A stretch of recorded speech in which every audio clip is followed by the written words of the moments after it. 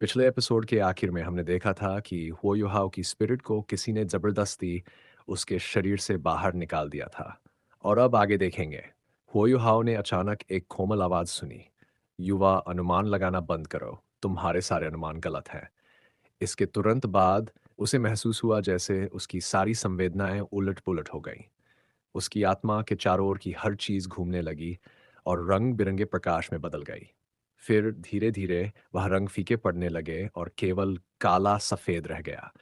काला और सफेद रंग एक दूसरे के बीच लगातार बदलते रहे। होयुहाव खुद को अनगिनत रूपों में बदलता हुआ महसूस कर रहा था। लेकिन चाहे बाहरी दुनिया कितनी भी बदल जाए, उसने अपनी आत्मा को सुरक्षित रखा। उसने अपना मन स्थिर किया और अपनी स्पिरिचुअल एनर्जी पर ध्यान केंद्रित कर सभी विकर्षणों को दूर कर दिया। थोड़े से झटके के बाद वह खुद को संभालने में सफल हुआ। वह जानता था कि जो भी शक्ति उसके सामने है, वह उसकी क्षमताओं से बहुत परे है। इसलिए उसने प्रतिरोध करने की बजाय इंतजार करने का फैसला किया। आखिरकार सामने वाला व्यक्ति कोई दुष्ट भावना नहीं रखता था। उसने बस उसकी आत्मा को यहाँ बुलाया था। जब मैं ये नहीं समझ पा रहा कि वह क्या चाहता है, तो बस इंतजार ही कर सकता हूँ।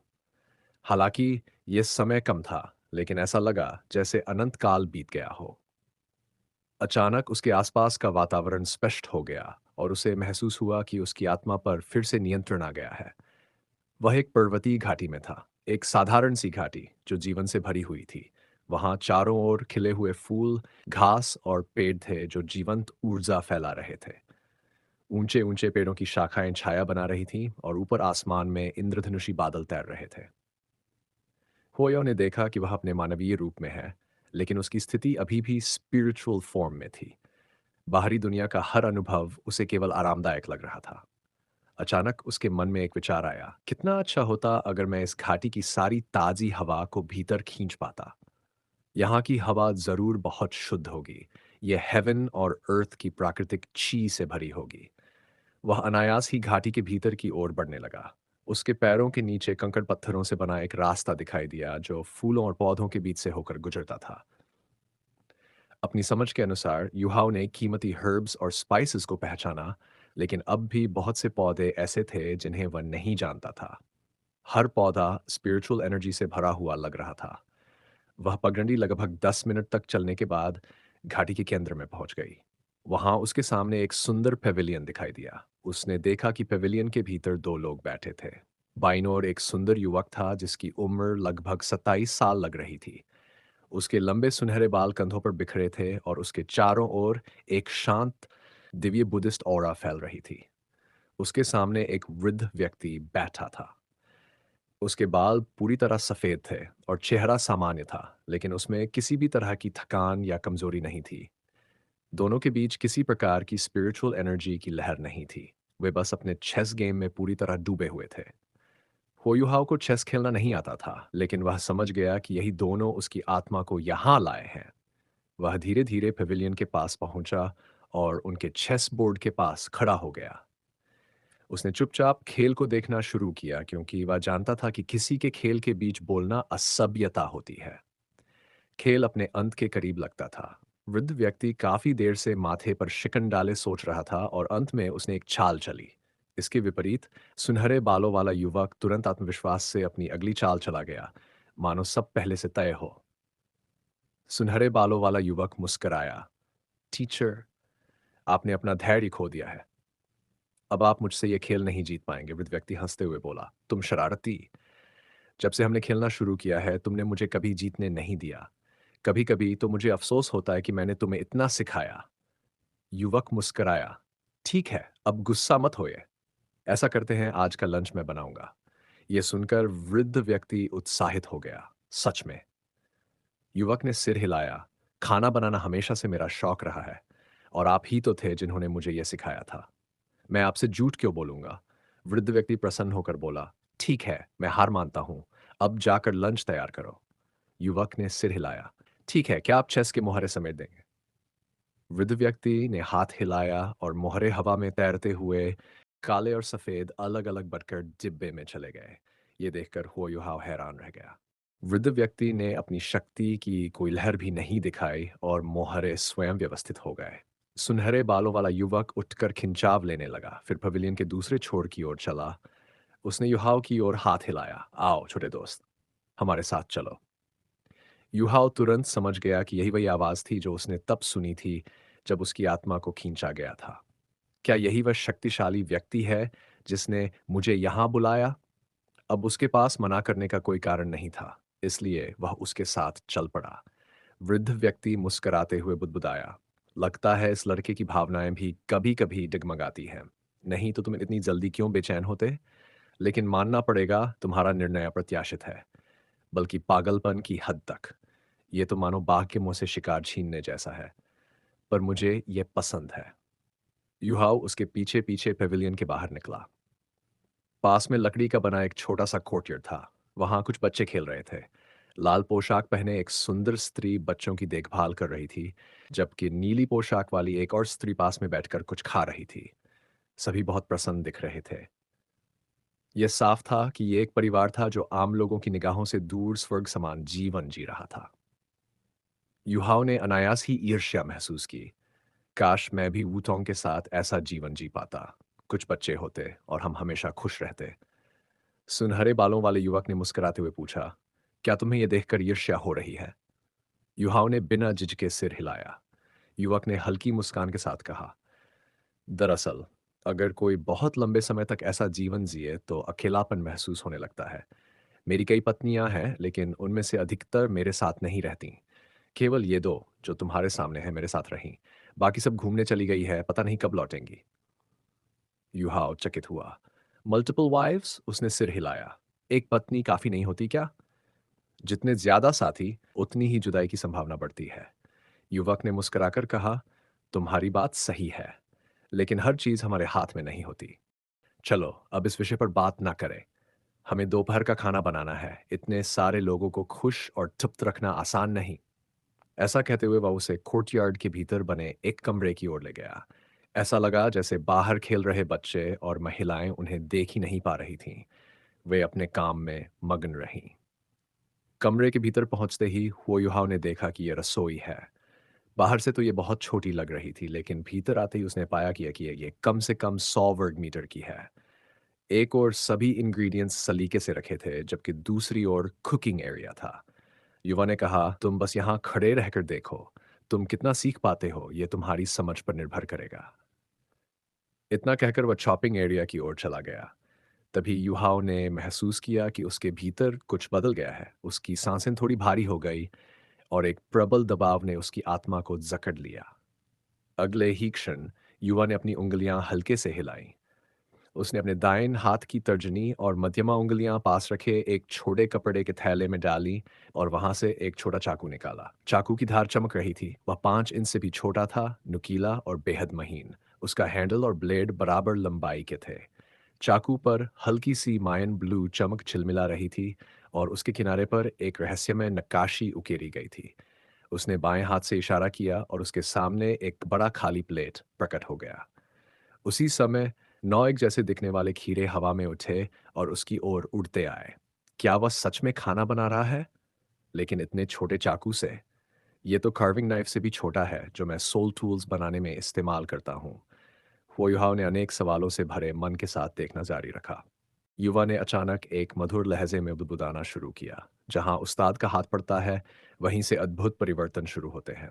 नक्काशी के स्ट्रोक से 100 बार तरंगे उठती है। ये प्राचीन कला अनंत काल तक जीवित रहेगी। उठी हुई नाइफ जैसे आधे चांद की तरह ठंडे झरने को प्रकाशित करेगी। एक हल्की सी मायन नीली चमक, यानी वह नाइफ, प्लेट के चारों ओर इतनी तेजी से घूम रही थी कि कोई उसकी आकृति तक नहीं देख पा रहा था। भले ही नाइफ की गति पकड़ में नहीं आ रही थी, लेकिन होयुहाव उसकी हर सिलेबल के साथ क्यूकम्बर पर बनती कार्विंग्स को साफ देख पा रहा था।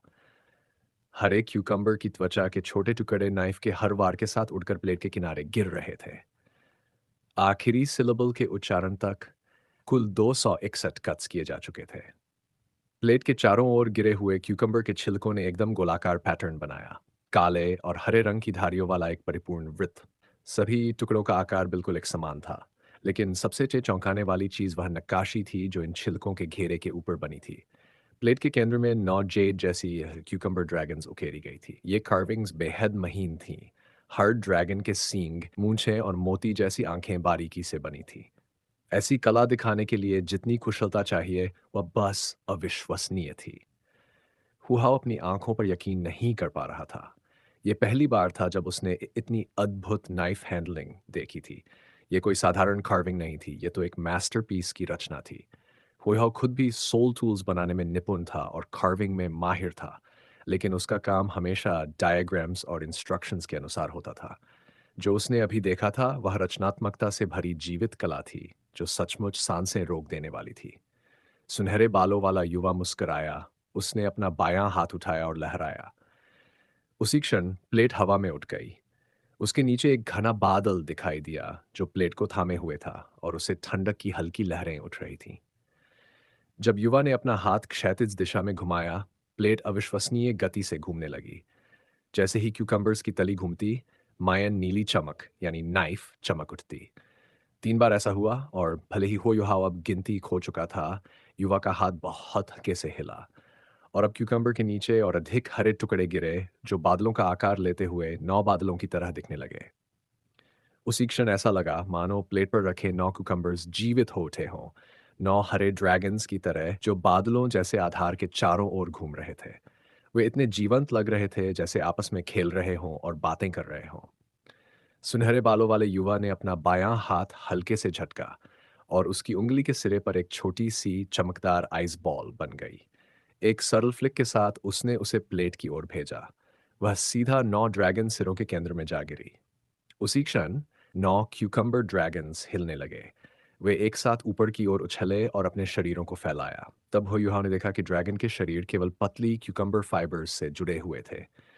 भले ही ये जोड़ बहुत नाजुक दिख रहे थे, पर किसी भी ड्रैगन का शरीर टूटा नहीं था। 9 ड्रैगन्स उस मोती जैसी आइस बॉल के लिए आपस में प्रतिस्पर्धा करने लगे, कूदते झुकते, एक दूसरे से भिड़ते हुए। ठंडी धुंध के बीच ऐसा लग रहा था जैसे 9 जीवित जेड ड्रैगन्स बादलों के बीच उड़ान भर रहे हों। प्लेट उनका संसार बन चुकी थी। युवा ने अपना बायां हाथ लहराया और प्लेट धीरे से रसोई के एक ओर चली गई। फिर उसने मुड़कर स्तब्ध हुआ युहाव की ओर मुस्कुराते हुए कहा, यह आज का पहला व्यंजन है, लेकिन माफ करना, तुम इसे चख नहीं सकोगे। अब जाकर हुईहाव को होश आया। उसने कहा, सीनियर, आपकी नाइफ हैंडलिंग दुनिया से परे है।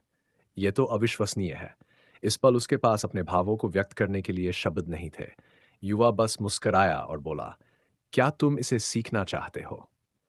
मेरी rain dragons dance carving technique की जटिलताएं मैंने वर्षों में परिपूर्ण कर ली हैं।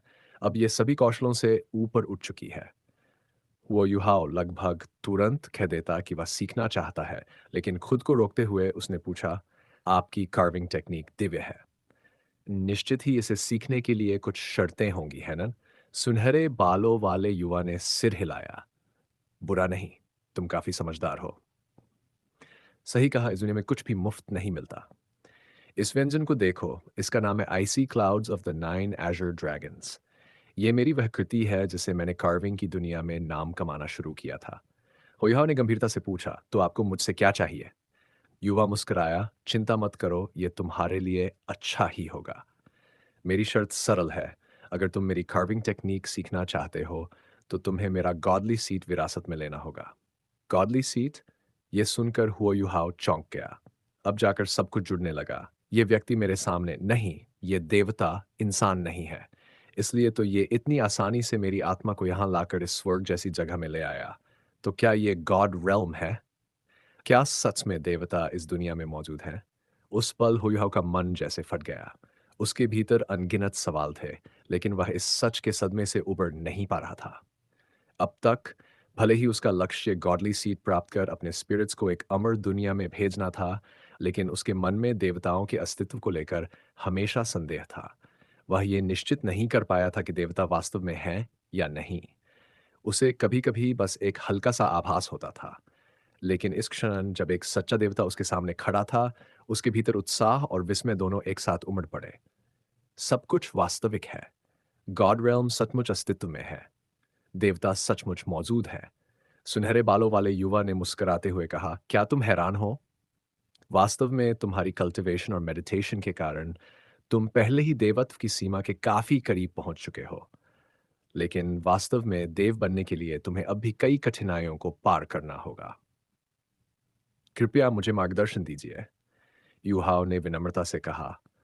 वह गॉड realm के बारे में कुछ नहीं जानता था, लेकिन जानने की तीव्र इच्छा रखता था। उसे महसूस हुआ कि यह देवता दुर्भावनापूर्ण नहीं है, इसलिए उसने और जानने का निश्चय किया। सुनहरे बालों वाले युवा ने कहा, वास्तव में जिसे हम गॉड realm कहते हैं, वह उन लोगों का क्षेत्र है जिन्होंने अपनी क्षमताओं को इतना शुद्ध बना लिया है कि वे प्रकृति के मूल तत्वों के समान हो गई है। जैसे जैसे हमारी कल्टीवेशन बढ़ती है, हम हेवन और अर्थ के ग्रेट डाव को और गहराई से समझने लगते हैं। यही समझ हमें इस स्थान तक लाती है।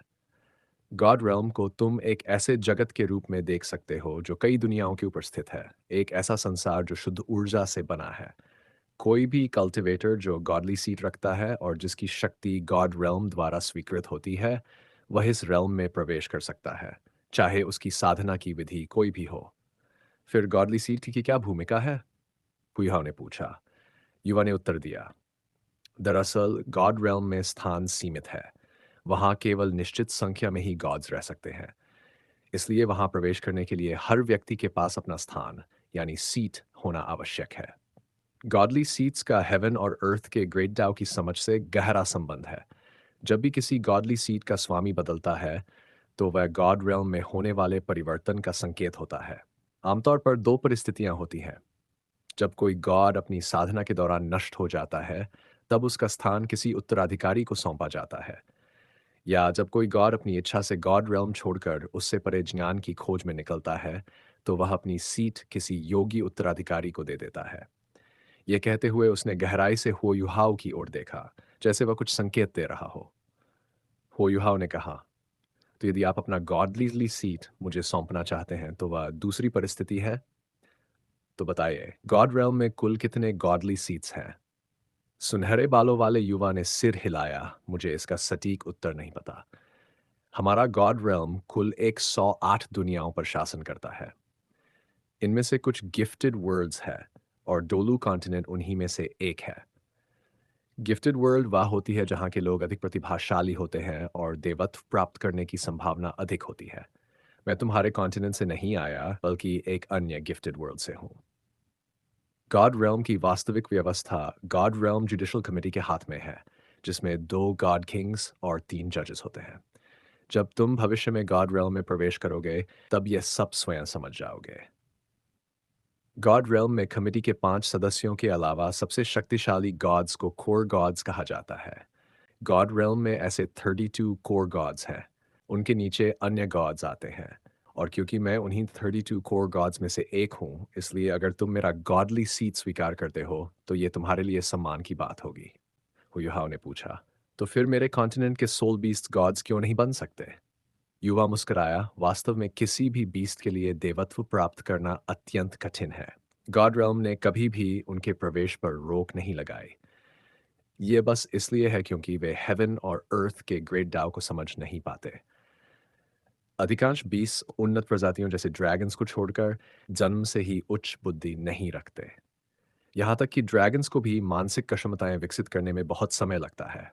इस कारण वे जन्म के समय अपनी शेंशन एनर्जी को अवशोषित नहीं कर पाते, जो उनकी भविष्य की कल्टीवेशन में बाधा बन जाती है।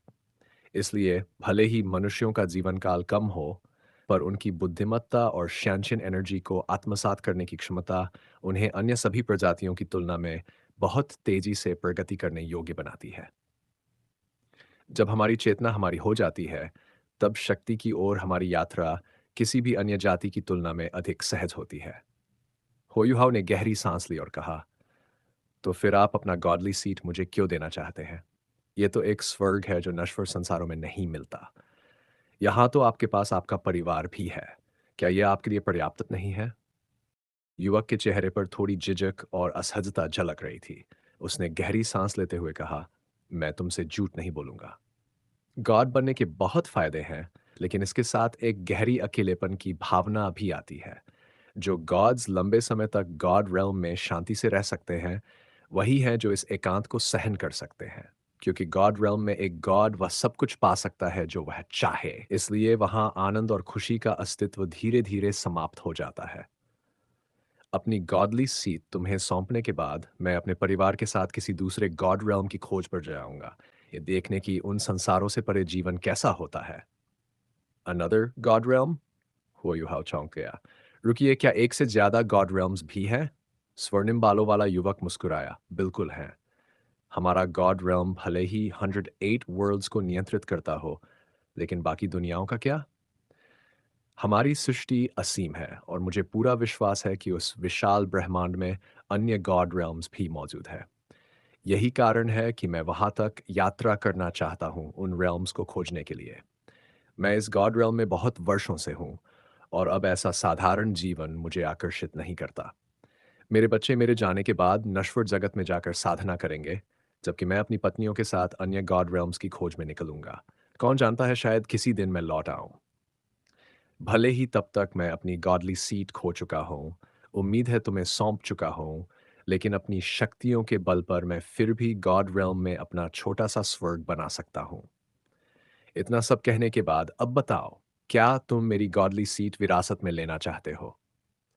हुआयुहाओ कुछ क्षण के लिए शांत रहा, फिर बोला, सीनियर, क्या मैं पूछ सकता हूं कि आपने मुझे ही क्यों चुना? स्वर्णिम बालों वाले युवक ने कहा, क्योंकि तुम्हारे अनुभव और मेरे अनुभवों में मुझे कई समानताएं दिखाई दी।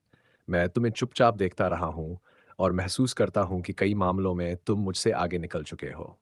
कम से कम तुम अपने प्रियजन के प्रति मुझसे कहीं अधिक निष्ठावान हो। इतना कहते हुए उसके चेहरे पर थोड़ी शर्मीली मुस्कान आई। मैं अपने साथी के प्रति निष्ठावान नहीं रह सका और यही मेरी कल्टीवेशन के लिए बाधा बन गया। यद्यपि मैंने गॉड बनने से पहले अपनी सभी लर्निंग्स और एबिलिटीज को पूर्ण रूप से एकीकृत कर लिया था, फिर भी मेरे अनुशासनहीन जीवन ने मेरी साधना को प्रभावित किया। यदि ऐसा न हुआ होता तो अपनी शक्ति से मैं कमिटी की 5 सीट्स में से किसी एक को चुनौती दे सकता था। मुझे उम्मीद है कि जब तुम मेरी गॉडली सीट प्राप्त कर लोगे, तो तुम मुझसे भी आगे बढ़कर गॉड realm के शिखर तक पहुंचोगे। गॉड realm के शिखर तक पहुंचना। युवक की शांत आवाज ने होयुहाव के भीतर छिपी प्रतिस्पर्धा की भावना को भड़का दिया। युहाव ने गहरी सांस ली और पूछा, तो मुझे क्या करना होगा? या यूं कहूं, मुझे किन परीक्षाओं से गुजरना होगा? स्वर्णिम बालों वाले युवक ने सिर हिलाया। तुमने पहले ही अपने जीवन में बहुत कठिनाइयां झेली हैं। भले ही वे परीक्षाएं मैंने नहीं दी थी, लेकिन मैंने देखा है कि तुमने हर कठिन समय को दृढ़ता से पार किया। किसी गॉडली सीट के उत्तराधिकारी का चयन हमेशा भाग्य और संयोग पर निर्भर करता है। तुम्हारी आइस टाइप टेक्निक्स की समझ और तुम्हारे सोल स्किल्स में भावनाओं की गहराई ने मुझे तुम्हें चुनने के लिए प्रेरित किया। बेशक तुम्हें कुछ और परीक्षाएं देनी होंगी, लेकिन वे मैं नहीं दूंगा। अब मैं तुम्हारे भीतर एक गॉडली सीड स्थापित कर सकता हूं। जब तुम्हारी कल्टीवेशन पर्याप्त स्तर तक पहुंच जाएगी, मैं तुम्हें गॉड realm तक ले जाऊंगा। तुम्हारी अंतिम परीक्षा वही होगी जो तुम पहले से जानते हो। तुम्हें उन सभी प्रतिस्पर्धियों को रोकना होगा जो गॉड realm में प्रवेश पाने की कोशिश करेंगे। जब तुम ये पूरा कर लोगे, तो हम फिर मिलेंगे। हुआयुहाव के पास उसके प्रस्ताव को ठुकराने का कोई कारण नहीं था। इंसान के रूप में वह हमेशा से गॉड realm तक पहुंचने की साधना कर रहा था। सीनियर, जब मैं गॉड बन जाऊंगा, तो क्या मैं अपने प्रियजनों को गॉड realm में ला सकता हूं? स्वर्णिम बालों वाला युवक मुस्कुराया। निश्चित रूप से। जब तुम मेरी कोर गॉडली सीट प्राप्त कर लोगे और गॉड बन जाओगे, तब तुम्हें अपने कुछ प्रियजनों को गॉड realm में लाने का अधिकार होगा। हर संसार की तरह गॉड realm में भी जितना अधिक तुम शक्तिशाली होगे, उतनी ही तुम्हारी बातों का प्रभाव होगा।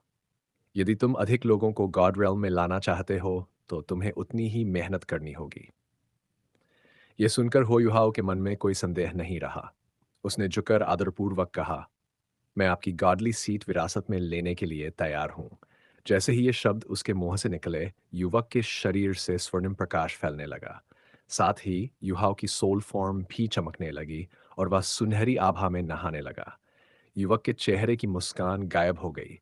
अब वह गंभीर और दिव्य लग रहा था। हो युहाव, आज से तुम मेरी गॉडली सीट के उत्तराधिकारी बन गए हो। गॉड realm के सदस्य के रूप में मैं अब निचले संसारों के मामलों में हस्तक्षेप नहीं कर सकता। लेकिन तुम्हारे भीतर मेरे गॉडली सीड के रहते तुम्हारी शक्ति की यात्रा बहुत सहज होगी। मेरी गॉडली सीट का नाम है इमोशन। जितनी गहराई से तुम भावनाओं को समझोगे, उतनी ही आसानी से तुम इस विरासत को पूर्ण कर सकोगे। ये कहते हुए उसने अपना दाहिना हाथ उठाया और अपनी तर्जनी हो युहाओं के माथे पर रखी। क्षण भर में युहाओं का पूरा शरीर कांप उठा। उसे ऐसा लगा जैसे उसका शरीर पारदर्शी हो गया हो। तीव्र कंपन के बीच उसकी आत्मा एक रहस्यमय शक्ति से शुद्ध हो रही थी। अचानक युहाओं ने महसूस किया कि उसकी स्पिरिचुअल एनर्जी में परिवर्तन हो रहा है। वह अधिक शक्तिशाली नहीं हुई, बल्कि किसी उच्च और श्रद्धेय अवस्था में परिवर्तित हो गई। यह अनुभूति उसे परिचित लगी, बिल्कुल वैसी जैसी उसने कैलामिटी नेक्रोमैंसर इलेक्ट्रोलक्स के साथ अपने अनुभवों में महसूस की थी। ये डिवाइन सेंस है, हाँ, वही जिसे तुम लोग डिवाइन सेंस कहते हो। मेरे गॉडली सीड को स्वीकार करने के बाद तुम्हारी आत्मा का एक भाग डिवाइन सेंस में परिवर्तित हो गया है। जैसे जैसे तुम्हारी कल्टीवेशन बढ़ेगी, ये डिवाइन सेंस और पूर्ण होती जाएगी। लेकिन याद रखो, इसे कभी भी अनावश्यक रूप से मत प्रकट करना जब तक कि जीवन मृत्यु की स्थिति न हो। यदि कोई तुम्हारा गॉडली सीड छीन ले, तो तुम्हारी मृत्यु निश्चित है और मेरी गॉडली सीड भी मुझसे छिन जाएगी। इसलिए अपने और अपने परिवार की सुरक्षा के लिए अत्यंत सावधान रहना। मैं सुझाव देता हूँ कि अपने गॉडली सीड के बारे में किसी को मत बताना, यहाँ तक कि अपने प्रियजनों को भी नहीं। हाँ, वो युहाओं ने श्रद्धा से उत्तर दिया। उसका हृदय नई शक्ति से भर उठा था। युवक मुस्कुराया, मेरे गॉडली सीड के अलावा मैं तुम्हें दो और उपहार दे रहा हूँ। मुझे विश्वास है कि वे तुम्हें और तेजी से विकसित होने और मेरा उत्तराधिकारी बनने में मदद करेंगे। वे तुम्हारे शरीर में डिवाइन सेंस के साथ स्थापित होंगे। मेरी बात याद रखना, चाहे बात तुम्हारी कल्टीवेशन की हो या भावनाओं की, निष्ठा, समर्पण और एकाग्रता ही तुम्हारी सबसे बड़ी ताकत होगी। अब जाओ। ये कहते हुए युवक ने हाथ लहराया और होयुहाव ने अपने चारों ओर की दुनिया को धुंधला महसूस किया। उसका सोल फॉर्म अपने परिवेश को महसूस नहीं कर पा रहा था। उसके चारों ओर सुनहरी चिंगारियां फैल गई, मानो सब कुछ एक स्वप्न बन गया हो। मुझे याद रखना, मैं गॉड ऑफ इमोशंस हूँ और मेरा नाम है रोंग बिंग। जैसे ही ये शब्द उसकी चेतना में गूंजे, होयुहाव धीरे धीरे बेहोशी में चला गया। होयुहाव के गायब होते ही रोंगनेम्बिंग मुस्कुराते हुए अपनी डेलिकेसीज की तैयारी में लग गया। क्या तुमने उस लड़के को उसकी कुकिंग की प्रतिभा की वजह से चुना? अचानक एक रोशनी चमकी और वह बूढ़ा व्यक्ति जो पहले रोंग नियनबिंग के साथ शतरंज खेल रहा था, उसके पास प्रकट हुआ। रोंगबिंग हंसा। थोड़ा बहुत कारण तो वही है, लेकिन अब उसके लिए सीखना देर हो चुकी है। वैसे भी मुझे अपनी गॉडली सीट जल्द ही सौंपनी थी। अगर समय होता तो मैं उसे अपना डिसाइपल बना लेता और तुम्हारे द्वारा सिखाई गई सर्वोत्तम कुकिंग टेक्निक्स उसे सौंपता। बूढ़े व्यक्ति ने कहा, लेकिन इस बार तुमने हद कर दी। ये लड़का पहले से ही उस व्यक्ति द्वारा चुना जा चुका था। तुम जानते हो, अगर उसे पता चला कि तुमने हस्तक्षेप किया है, तो वह तुमसे कितना नाराज होगा। रोंग ने अनबिंग ने हंसते हुए कहा, यह उसकी गलती होगी कि उसने यह अनुमान नहीं लगाया। वैसे भी हो युहाओ के लिए यह नुकसान नहीं है। एक कोर गॉड का समर्थन पाना उसके लिए एक सीट होने से कहीं बेहतर है ना। बस अब वह आलस्य नहीं कर सकता, लेकिन मैं तो कर सकता हूँ। क्या तुम मेरे साथ दूसरे गॉड रेल्म्स की यात्रा पर चलोगे? बूढ़ा व्यक्ति हंसा, तुम हमेशा निर्णायक रहते हो। अब जब सब हो गया है, तो वह चाहे कुछ भी कर ले, इसे पलट नहीं सकेगा। बस अपनी झुंझलाहट उस गरीब लड़के पर उतारेगा। सच कहूं तो अब मुझे उस लड़के पर दया आ रही है। तुम सब चालाक लोग बड़े निर्दयी हो, एक मासूम युवक को इस तरह फंसा लिया। रोंग बिंग ने सहजता से कहा, व्यक्ति तभी बेहतर बनता है जब वह जीवन की कठिनाइयों को सहने में सक्षम होता है। जब मैंने उससे कहा कि मैं चाहता हूं कि वह गॉड realm के शिखर पर पहुंचे, तो मैंने सच कहा था। और मुझे लगता है कि मेरी शक्ति वास्तव में उसी के लिए अधिक उपयुक्त है। क्या तुम नहीं मानते? हाँ, हाँ, तुम हमेशा सही कहते हो। अब चलो, दोपहर का भोजन तैयार करो, मुझे बहुत भूख लगी है। Yes, my dear master. सुनहरा प्रकाश, सब कुछ अब भी सुनहरा था। जब युहाओ जागा, तो उसने पाया कि वह अब भी टांगवूतोंग के साथ कल्टीवेशन कर रहा था। वे दोनों अपनी सोल पावर को एक दूसरे में प्रवाहित कर रहे थे और अपनी हाउडोंग पावर को बढ़ा रहे थे। उनके बीच का प्रेम जितना गहरा होता गया, हाउडोंग पावर उतनी ही सशक्त होती गई। उनके भीतर बहती ऊर्जा के सुनहरे स्पाइरल्स अब पहले से दोगुने आकार के हो चुके थे। भले ही वे सोल कोर जितनी शक्ति को संकुचित नहीं कर पा रहे थे, लेकिन वे सामान्य माध्यम से कहीं अधिक सोल पावर समाहित कर पा रहे थे। इससे उनकी शक्ति निरंतर बढ़ती और मिलती जा रही थी। क्या यह सब एक सपना था या कोई भ्रम? जागने के बाद युहाव ने अपने उस आउट ऑफ बॉडी अनुभव को याद किया। वह स्वर्ण बालों वाला युवक, वह स्वर्ग समान स्थान, वह पवेलियन, गॉड ऑफ इमोशन और गॉडली सीट, क्या यह सब वास्तविक था या केवल उसकी कल्पना? अगर यह सब सच था, तो यह अविश्वसनीय था। बीस्ट गॉड डीटियन सोचता होगा कि वह अपनी रिवर्स स्केल से मुझे सील कर सकता है, लेकिन उसे अंदाजा नहीं था कि जब एक सच्चा गॉड स्वयं हस्तक्षेप करे, तो उसकी शक्ति कुछ भी नहीं कर सकती। युहाव ने ध्यान केंद्रित किया और अपनी सोल पावर में हुए परिवर्तनों को महसूस किया।